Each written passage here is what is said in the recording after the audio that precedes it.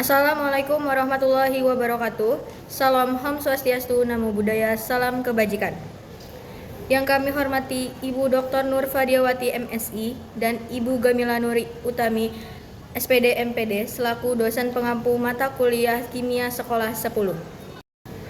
Kami kelompok 7 yang beranggotakan Naura Salsabila dengan ujung NPM 59, Aural Presiselikanya Rahmalidanti dengan ujung NPM 02, Marzela Elvira Lorenza dengan ujung NPM 42, dan Suci Ulandari dengan ujung NPM 62 akan mempresentasikan hasil diskusi kami terkait KD 3.8 menganalisis sifat larutan elektrolit dan larutan non-elektrolit berdasarkan daya hantar listriknya.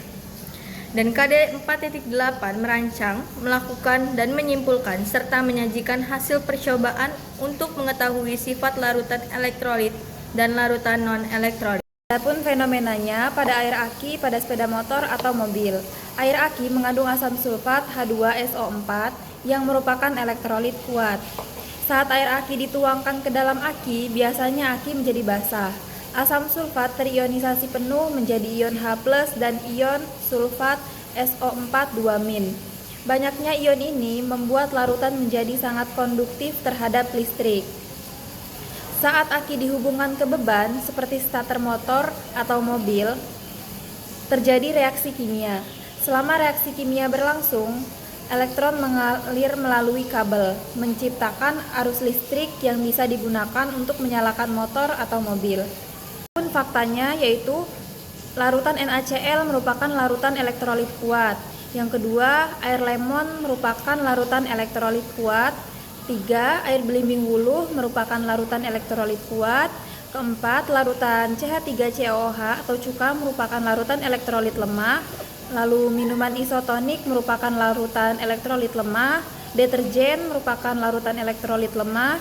Dan larutan gula merupakan larutan non-elektrolit. Air sabun mandi merupakan larutan non-elektrolit. Dan air merupakan larutan non-elektrolit. Adapun konsepnya, yang pertama adalah larutan, yang kedua larutan elektrolit, yang ketiga larutan non-elektrolit, dan teori menggunakan teori Svante Arrhenius. Larutan adalah campuran homogen antara pelarut dan zat pelarut. Komponen yang jumlahnya lebih banyak disebut pelarut, sedangkan komponen yang jumlahnya lebih sedikit disebut zat terlarut. Larutan elektrolit. Larutan elektrolit adalah larutan yang dapat menghantarkan listrik karena larutan ini mengalami reaksi ionisasi, yaitu reaksi pembentukan ion-ion di mana ion-ion yang terkandung dalam larutan tersebut bergerak bebas. Larutan non-elektrolit. Larutan non-elektrolit merupakan larutan yang ketika dilarutkan dalam air tidak dapat menghantarkan arus listrik. Kemudian yang selanjutnya adalah teori. Teori menurut Arrhenius, larutan elektrolit dapat menghantarkan listrik karena mengandung ion-ion yang dapat bergerak bebas. Namun, tidak semua zat menghasilkan ion. Hal ini dapat dijelaskan dengan memperhatikan jenis ikatan dalam senyawa elektrolit. Yang pertama, ikatan senyawa ion. Dalam larutan dan lelehan senyawa ion akan terurai sempurna menjadi ion-ion yang bergerak bebas, sehingga dapat menghantarkan arus listrik. Sedangkan dalam bentuk padatan, senyawa ion tidak dapat menghantarkan arus listrik. Contohnya yaitu NaCl. Jadi gambar NaCl menunjukkan 3 keadaan, yaitu padatan, lelehan, dan larutan. Padatan NaCl, ion-ion Na+ dan Cl- tersusun rapi dalam kisi kristal. Mereka terikat kuat satu sama lain, tidak bergerak bebas. Karena ion tidak bergerak bebas, padatan NaCl tidak bisa menghantarkan listrik. Kemudian pada lelehan NaCl setelah dipanaskan menjadi cairan, ion Na+ dan Cl- mulai bergerak bebas. Karena ion bergerak bebas, maka lelehan NaCl bisa menghantarkan listrik. Kemudian pada larutan NaCl yang dilarutkan dalam air, kristal NaCl terurai menjadi ion Na+ aquos dan Cl- aquos. Ion-ion ini bergerak bebas di antara molekul-molekul air. Karena ion-ion ini bebas, maka larutan NaCl bisa menghantarkan listrik. Selanjutnya yaitu ikatan senyawa kovalen polar. Larutan senyawa kovalen polar dalam air mampu menghantarkan arus listrik dengan baik. Hal ini Karena senyawa kovalen polar dalam air akan terionisasi menjadi ion-ionnya. Senyawa kovalen polar hanya dapat menghantarkan arus listrik dalam bentuk larutan. Baik, selanjutnya perhatikan gambar ilustrasi berikut yang menunjukkan pelarutan HCl ke dalam air. HCl sebelum larut adalah molekul dengan ikatan kovalen polar, karena atom Cl lebih menarik elektron dibanding hidrogen. Saat HCl dimasukkan ke dalam air, molekul air yang polar menarik HCl, sehingga ikatan HCl putus. HCl terionisasi sempurna menjadi H+ dan Cl-. Ion-ion inilah, yaitu H3O+ dan Cl- ini, menyebabkan larutan menghantarkan listrik, yang artinya larutan ini termasuk larutan elektrolit kuat. Karena HCl memiliki ikatan kovalen polar dan dapat terionisasi sempurna dalam air, maka larutan ini menjadi larutan elektrolit kuat. Selanjutnya yaitu rancangan percobaan sederhana untuk menguji larutan elektrolit dan non-elektrolit. Yang A, tujuannya yaitu untuk menganalisis larutan yang bersifat elektrolit dan non-elektrolit. B, alat dan bahannya. Alatnya meliputi 2 buah batu baterai, 1 buah bohlam kecil, 2 buah paku sebagai batang elektroda, 9 buah gelas plastik, dan kawat tembaga sebagai kabel. Adapun bahan-bahan yang akan digunakan, yang pertama larutan garam, lalu air lemon, air sabun mandi, minuman isotonik, deterjen, air cuka, lalu air belimbing wulu, larutan gula, dan air. Selanjutnya cara kerja. Yang pertama, kita merangkai alat penguji elektrolit. Lalu yang kedua, memeriksa terlebih dahulu alat penguji yang sudah dibuat. Yang ketiga, menuangkan masing-masing sampel larutan ke dalam gelas 1-9. Lalu memasukkan batang elektroda atau paku ke dalam gelas yang telah diisi sampel. Yang kelima, membersihkan batang elektroda paku saat akan kembali mengganti larutan agar tidak mempengaruhi larutan yang lain. Yang keenam, mencatat hasil pengamatan. Kami dari kelompok 7 kimia sekolah kelas 10 akan praktikum percobaan sederhana untuk menguji larutan elektrolit dan non-elektrolit. Setelah itu, siapkan bahan dan melarutkan masing-masing ke dalam air. Setelah menyiapkan alat dan bahan, langkah yang selanjutnya kita harus lakukan adalah merangkai alat uji larutan elektrolit. Yang pertama, menggulung batu baterai menggunakan kardus, lalu mengikatnya dengan karet. Setelah itu, pasangkan satu persatu ujung kabel pada kutub positif dan negatif batu baterai, lalu rekatkan dengan menggunakan solasi ban dan diikat kembali menggunakan karet. Setelah itu, gulung ujung kabel ke paku yang pertama, lalu direkatkan menggunakan lakban. Ulangi langkah tersebut untuk paku yang kedua.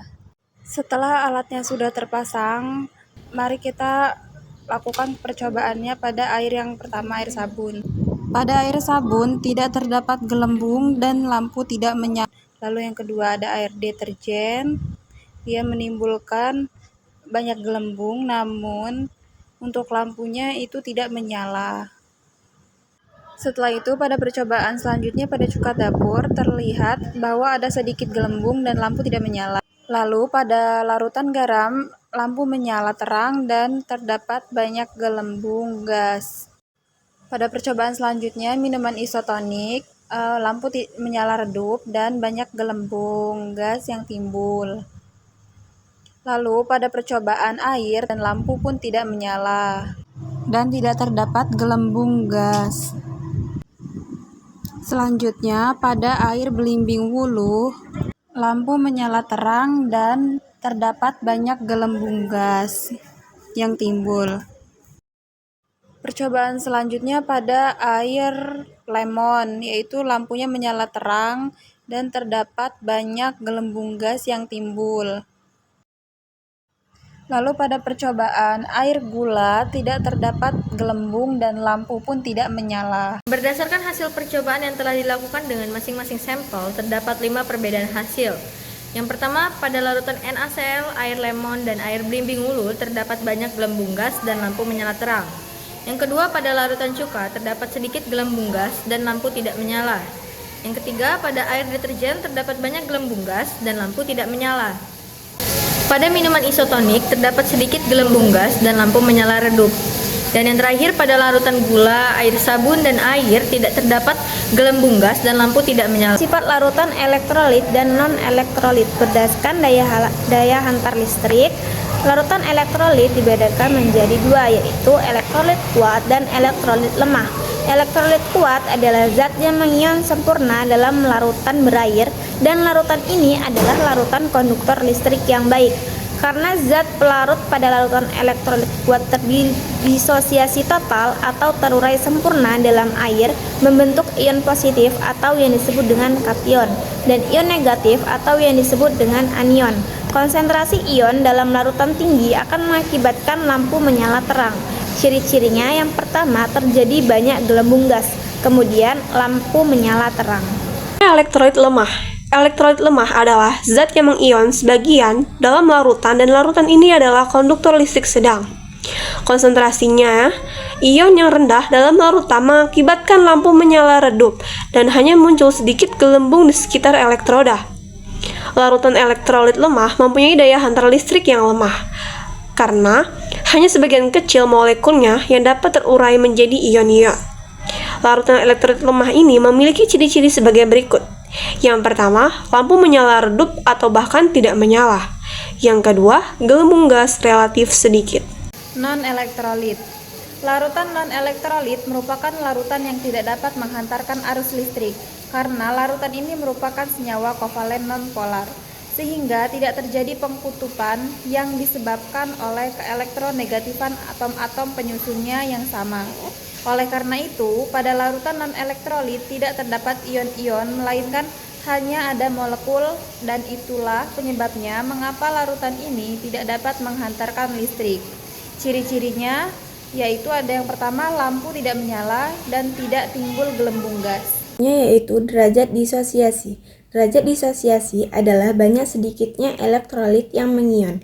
Jika zat elektrolit derajat ionisasinya besar atau mendekati 1, maka merupakan elektrolit kuat. Sedangkan derajat ionisasinya kecil atau mendekati 0 merupakan elektrolit lemah.